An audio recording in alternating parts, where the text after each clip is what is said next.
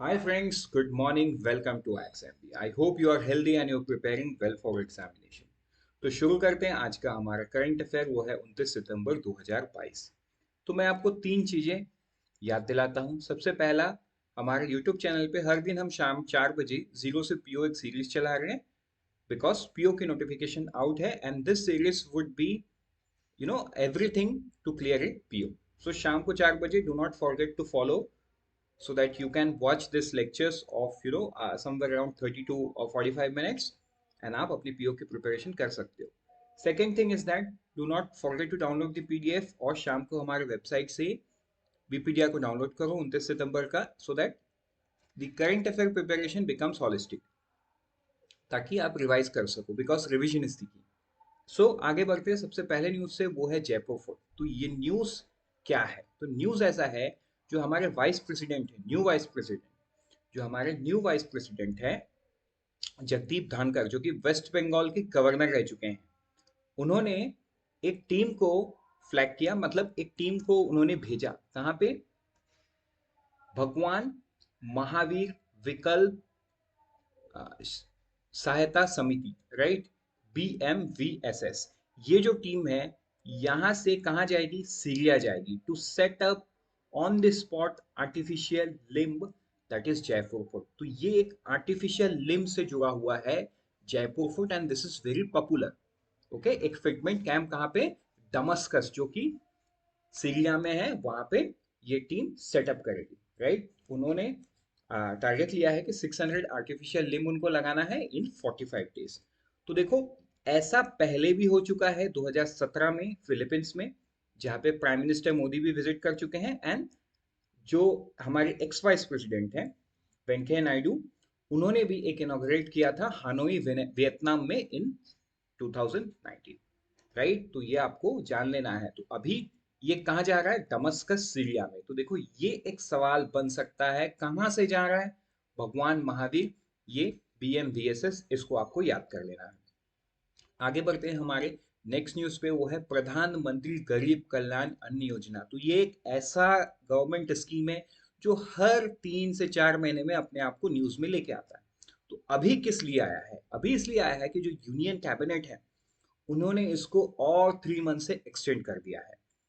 किसको देखते हुए? क्योंकि सामने अभी नवरात्रि चल रहा है, दिवाली आ रहा है, छठ पूजा आ रहा है। सो अलग अलग देश के अलग अलग रीजन में फेस्टिवल्स है कुछ ना कुछ, तो उनको नजर में रखते हुए 3 मंथ से इसको और एक्सटेंड किया गया है फ्रॉम अक्टूबर 2020 टू दिसंबर 2022। ठीक है। अगर हम इसके फेस की बात करें तो जो फेस 1 एंड 2 है वो 8 मंथ चला, अप्रैल 20 से नवंबर 20। जो फेस 3, 4 एंड 5 है वो 11 मंथ के लिए चला एंड जो फेज 6 है वो 6 मंथ के चला and this is phase number 7। तो ये आप नहीं भूल जाना। तो सो फार गवर्नमेंट ऑफ इंडिया ने 3.45 लाख करोड़ रुपए इन 6 फेसों में अ, खर्च किया है। अगर हम फेज 7 की बात करें जो कि 3 महीने के लिए एक्सटेंड हुआ है, वो एस्टिमेटेड कॉस्ट कितना आएगा? 44,762 करोड़ रुपीज, इतना आएगा। फूड ग्रेन्स यहाँ पे टारगेटेड या एक्सपेक्टेड ये है कि 122 लाख मीट्रिक टन डिस्ट्रीब्यूट किया जाएगा। ठीक है। ये 5 kg per person per month to all beneficiaries of National Food Security Act will be continued till December 22। तो ये याद रखो, ये टोटल फ्री नहीं है, ये 5 kg पर पर्सन है। बेनिफिशियरीज कौन है? NFSA एक्ट के अंदर में जो भी बेनिफिशियरी है वही लोग इस यहाँ के बेनिफिशियरीज है। तो आपके लिए ये न्यूज बहुत इंपॉर्टेंट है। आगे बढ़ते हैं हमारे नेक्स्ट न्यूज पे, वो है cabinet approval MOU between India and Bangladesh. तो देखो, ये जो MOU है ना, ये एक्चुअली में 6 सितंबर 2022 को साइन हो चुका है, राइट? जब बांग्लादेश की prime minister Sheikh Hasina India आई हुई थी, तो ये ऑलरेडी साइन हो चुका है between ministry of Jal Shakti government of India and ministry of water resources people's republic of Bangladesh. ठीक है। तो इनके बीच में साइन हो चुका है। तो अब ये न्यूज की क्या है? तो अब ये न्यूज ये है कि जो यूनियन कैबिनेट है वो इस MOU को मंजूरी दे दी है। इसका मतलब ये जो MOU है ये इफेक्ट में आ गया है, करेक्ट? तो इसका बेनिफिट क्या मिलेगा इंडिया को? इसमें तो हमको पता है क्योंकि हमने 6 सितंबर के न्यूज में तो ऑलरेडी पढ़ चुके हैं हम कि 153 cusec of water India and Bangladesh from the common border river Koshyari. जो कुशियारी रिवर है वो हमारे बॉर्डर से जाता है, राइट? मतलब बांग्लादेश एंड इंडिया के बॉर्डर में है वो। तो ऑब्वियस सी बात है वहां से पानी तो हर कोई निकालेगा। लेकिन क्या होता है, कई बार पानी सूखे के समय में जो भी देश पानी ज्यादा निकाल लेता है तो दूसरे देश को प्रॉब्लम होता है।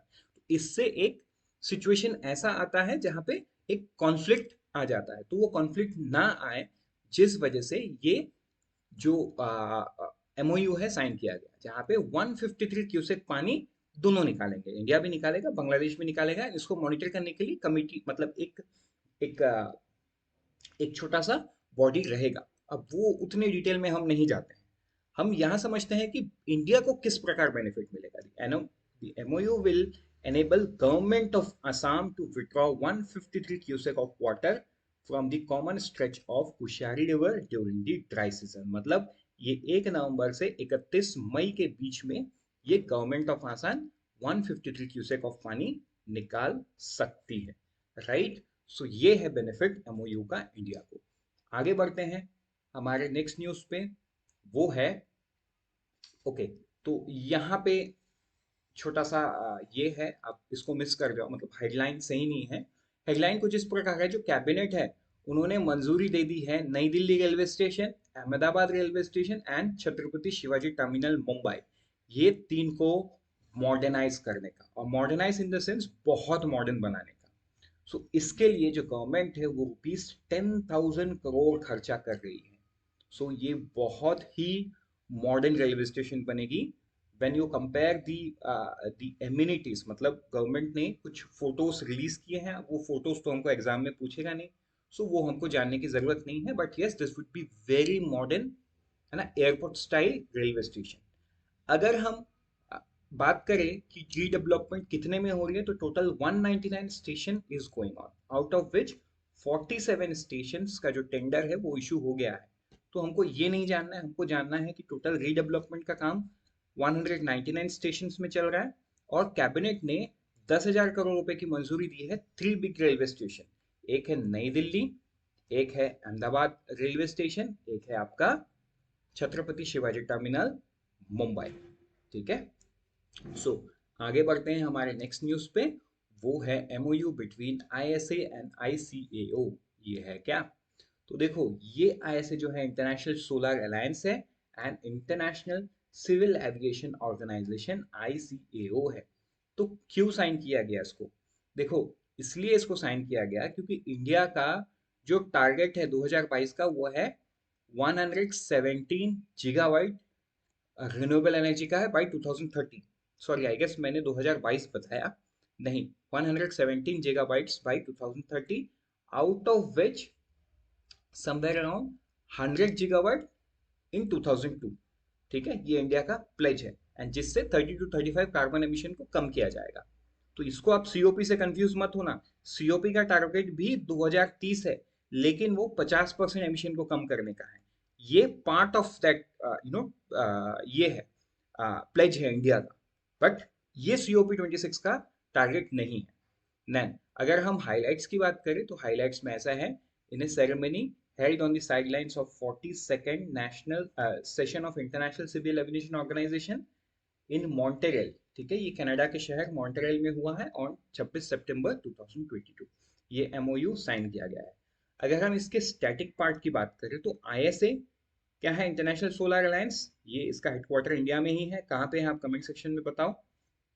ये जो अलायंस है 121 सिग्नेटरी कंट्रीज है इसमें, और 32 पार्टनर ऑर्गेनाइजेशन है। अगर हम इंडिया की प्लेज की बात करें तो इंडिया ने सीओपी 26 में नेट जीरो कार्बन गोल बोला है बाई 2070। बाकी ये लाइन तो मैंने पहले भी बता चुका है। और इसमें एक मेजर चीज आप ये भी जान लो, जो कोचिंग इंटरनेशनल एयरपोर्ट है वो world first fully solar power airport है, जो कि 2015 से ऑपरेशनल है। तो ये बहुत बहुत इंपॉर्टेंट एंड अचीवमेंट्स है इंडिया के लिए, ये आप ध्यान में रख लो। कौन है? Cochin international airport. आगे बढ़ते हैं हमारे नेक्स्ट न्यूज पे, वो है archaeological survey of India, ASI अनरिल। तो ये न्यूज है क्या? तो देखो, आप अपने स्क्रीन पे 3 इमेज देख पा रहे हो। इनको किसने ढूंढ निकाला है? एएसआई ने ढूंढ निकाला है। कहाँ से? मध्य प्रदेश बंदरगाह फॉरेस्ट रिजर्व से इनको ढूंढ के निकाला गया। अगर हम इसके पीरियड की बात करें तो ये जो 26 एंशियंट टेम्पल्स, मतलब ऐसे ही ना 26 एंशियंट टेम्पल्स को ढूंढ के निकाला है। ये कल्चुरल पीरियड को दिखाता है, मतलब एक कल्चुरल डायनेस्टी था। ये था आपका सेंट्रल इंडिया में mostly, the area comprises of Madhya Pradesh, Chhattisgarh and कुछ पार्ट महाराष्ट्र का, Maharashtra and to be very precise Vidarbha region का। So cultural period 9th century C to 11th century C था। ठीक है, तो बाकी आप इसके डिटेल में नहीं जाओ, आप बस इतना याद रखो कि 26, बिकॉज बाकी तो वो हिस्ट्री पार्ट में आ जाएगा। ठीक है, so let's move to next piece of news, that is CDS appointment. तो जैसा कि आप ये फोटो पे देख पा रहे हो, ये कौन है? Lieutenant general retired Anil Chauhan.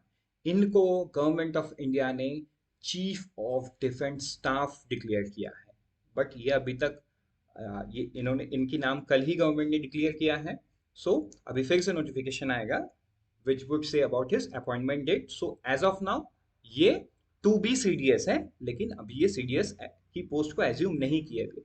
Along with the CDS, he would also function as the Secretary to Government of India, Department of Military Affairs.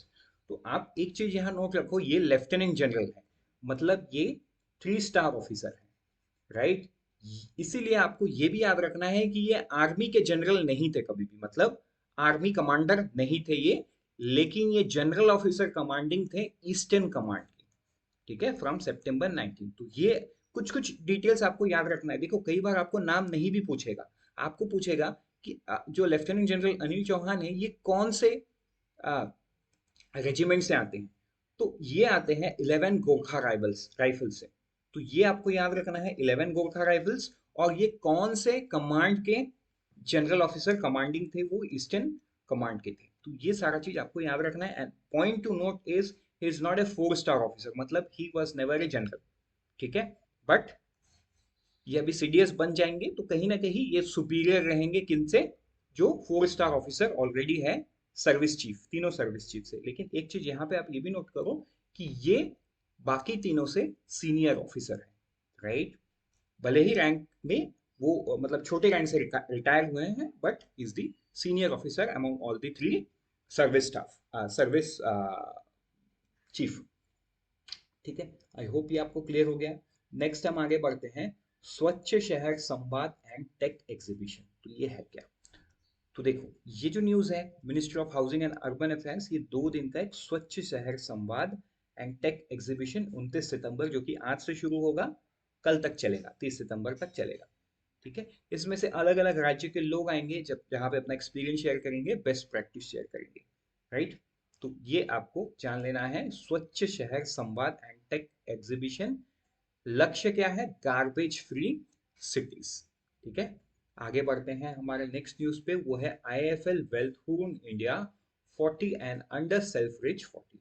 तो आईएफएल एक प्राइवेट कंपनी है, इसको आप बहुत डीप में मत पढ़ो, बट यस कभी कभी पूछ भी लेता है होल लिस्ट का डेटा। तो निखिल कामत, आप बस एक का ही नाम में याद रखो, दैट वुड बी इनफ। ठीक है, निखिल कामत जो कि जेरोदा के को फाउंडर हैं, उनका नेटवर्थ 17,500 करोड़ है। ठीक है, ये अंडर 40 लिस्ट पे ही इज एट नंबर 1। लेकिन अगर हम ओवरऑल लिस्ट पे बात करें तो निखिल कामत बहुत पीछे है। तो वो लिस्ट को तो मुकेश अंबानी है ना, बहुत जो पुराने बिजनेस इंडस्ट्रियलिस्ट हैं वो लोग लीड कर रहे हैं। But yes Nikhil Kamat and कुछ और भी अलग स्टार्टअप्स के लोग भी वहां पे है। आगे बढ़ते हैं हमारे नेक्स्ट न्यूज पे, वो है कुछ इंपॉर्टेंट न्यूज। जो जियो टेलीकॉम है, इनके जो हेड कौन है? आकाश अंबानी, जो कि मुकेश अंबानी के बेटे हैं।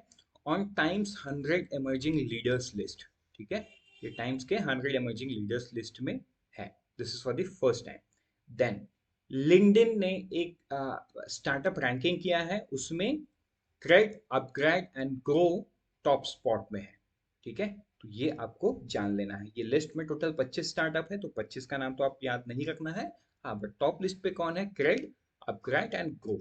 तो क्रेड क्या है? क्रेड एक फिनटेक कंपनी है, ग्रो भी एक फिनटेक कंपनी है, और अपग्रेड एक एगटेक कंपनी है। ठीक है, तो ये भी आप जान लेना साथ में। नेक्स्ट है NPCI sets October 31 as deadline to activate offline payment on RuPay card.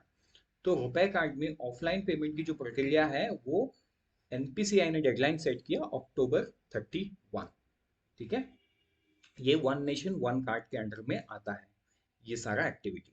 आगे चलते हैं हमारे कुछ वन लाइनर पे। तो सबसे पहला है डीएनएस अलाउंस। तो गवर्नमेंट ऑफ इंडिया ने DNS allowance central government employ के लिए 4% से बढ़ा दिया है and right now it is at 38% after the increase of 4%। अभी अगर हम नेक्स्ट न्यूज की बात करें, Indian fertiliser company sign MOU. तो ये न्यूज क्या है? In a significant step towards ensuring long-term fertilizer availability for the farming community, India's fertilizer company Coromandel India International, Chambal fertiliser, देखो तीन है, India fertiliser company Coromandel international, ठीक है, Chambal fertiliser and Indian potash limited, ये तीन कंपनी मिलके कैनपोटेक्स कनाडा के साथ इन्होंने साइन किया है। तो ये आपको याद रखना है क्योंकि ये पूछ सकता है ना कौन सी कंपनी, तो ये कैनपोटेक्स कनाडा, या कौन तीन इंडियन कंपनी, तो ये नाम आपको याद रखना है। अब यूनेस्को MONDIACULT 2022 ये है क्या? तो देखो ये एक वर्ल्ड कॉन्फ्रेंस है जो कि मेक्सिको सिटी में होगा। सितंबर के 28 तारीख से शुरू हुआ है, सितंबर के 30 तारीख तक ये चलेगा।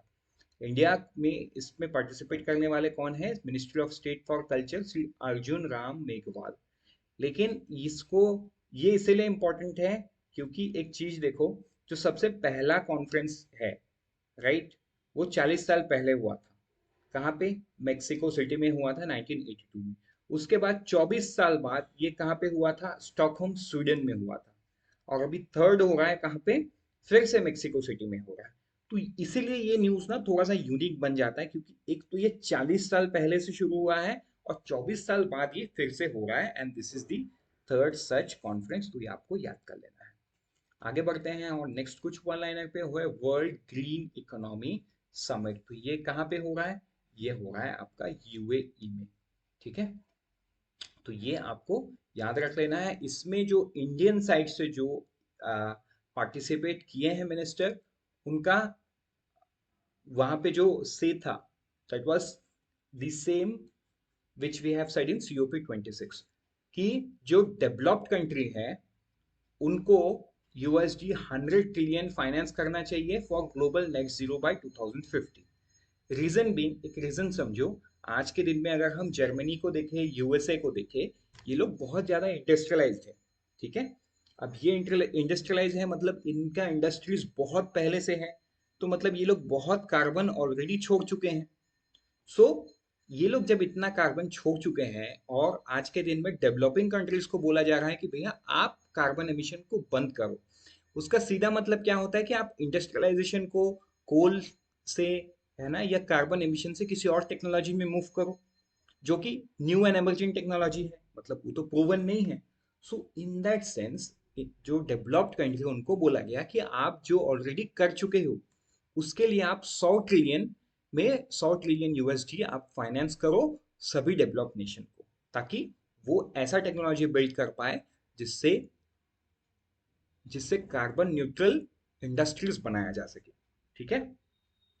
देखो कार्बन न्यूट्रल इंडस्ट्रीज बनाने का मतलब ये नहीं है कि कार्बन नहीं छोड़ेगा, वो कार्बन छोड़ेगा, कार्बन डाइऑक्साइड छोड़ेगा, लेकिन वो कैप्चर करने के लिए कुछ अलग अलग टेक्निक, या तो पेड़ लगा देंगे, या तो कोई, है ना, कोई केमिकल रिएक्शन करा देंगे, तो करा के उसको खत्म कर देंगे। उस चीज के लिए तो पैसा चाहिए, तो ये वही पैसा की मांग है। Then national disaster management authority celebrates क्या? सेलिब्रेट्स है आपका 18th formation day. The theme for this year's Foundation Day was volunteerism in disaster management. क्या है? Volunteerism in disaster management. Then popular front of India, जो हाल ही के दिनों में NIA national investigation agencies का बहुत सारे शहरों में बहुत सारे लोकेशंस में रेड हुआ है। तो कल के दिन में होम मिनिस्ट्री ने एक नोटिफिकेशन इशू करके कहा है कि इनको अनलॉफुल प्रिवेंशन एक्ट 1967 के तहत इनको 5 साल के लिए ये ऑर्गेनाइजेशन को बैन लगा दिया गया है, ठीक है। आगे बढ़ते हैं हमारे नेक्स्ट कुछ वन लाइनर पे। वो है ट्राइपेट्रेट MOU।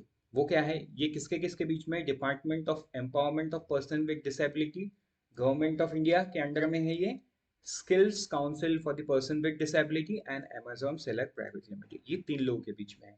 तो ये तीन लोगों के बीच में क्या है, ये तीन लोगों के बीच में है कि अमेजोन जो है वो ये जो दिव्यांजन है, डिसेबल पर्सन हैं, इनको ट्रेनिंग देगा, इनको प्रॉपर स्किल्स मिलेगा ई कॉमर्स सेक्टर पे, and eventually they will become employed in the e commerce space.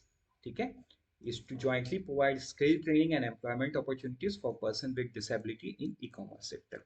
National tourism award 2018-19 की अगर बात करें तो ये किसको मिला है, ये मिला है India expo centre and mart. तो ये आपको याद कर लेना है, राइट। ये 27 सितंबर को इनको ये अवार्ड मिला है। अगर हम 36 नेशनल गेम की बात करें, जो हम पहले भी जान चुके हैं कि ये कहाँ पे, गुजरात में होगा, एंड गुजरात में पहली बार हो रहा है, एंड ये बहुत बड़ा स्पोर्ट्स इवेंट्स है कंट्री का। ठीक है, तो 36 नेशनल गेम, ये ग्रैंड ओपनिंग कहाँ पे हुआ, नरेंद्र मोदी स्टेडियम इन अहमदाबाद टुडे, मतलब ये अहमदाबाद में आज के दिन में हुआ। ठीक है, ये 29 सितंबर से 12 अक्टूबर 2022 तक चलेगा। ठीक, आगे बढ़ते हैं। नहीं, इससे हमारा आज का न्यूज खत्म होता है, unfold your potential with IXMB। And मैं आपको ये बता दूं कि we are running a flat 50% off, this is Navratri offer, ये नव 50 इज दी कूपन कोड। तो आप इसका लाभ उठा सकते हैं हमारे वेबसाइट में कोई भी कोर्स परचेज करने के लिए। All the best, let's meet tomorrow morning, till then prepare 50% faster with IXMB।